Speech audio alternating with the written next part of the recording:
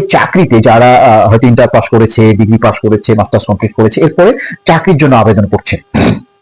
একটা কৃষকের ছেলে বা আমাদের বাংলাদেশের সবাই আমরা কম বেশি মধ্যবিত্ত, নিম্ন মধ্যবিত্ত, মানে সবাই আমরা অলমোস্ট একটা মানে ওই ওই ওই ওই লেভেলে রাখি। কিন্তু এই লেভেলের হওয়ার পরেও সারা জীবন হয়তো কষ্ট করে বাবা মা পড়াশোনা করাচ্ছে, এরপরে যখন চাকরিতে আমরা যাচ্ছি বা আমাদের ছেলে মেয়ে যাচ্ছে বা আমাদের ভাই বোন যাচ্ছে কিংবা আমরা যখন যাচ্ছি, তখন কি হচ্ছে যে ব্যাংক ড্রাফট করতে হচ্ছে, চাকরির জন্য ফি দিতে হচ্ছে 500 টাকা, 1000 টাকা কিংবা হয়তো 200-300 টাকা।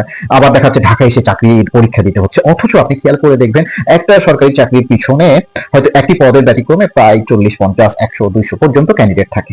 মানে এর সঙ্গে একটি কথা বলি, প্রতিটি মানুষকে তার গ্রহণযোগ্য যোগ্যতা অনুযায়ী চাকরি প্রদান, অথবা আমি যদি এভাবে বলি কাজ প্রদান, এটা সরকারের বাংলাদেশ সংবিধান অনুযায়ী মৌলিক দায়িত্ব।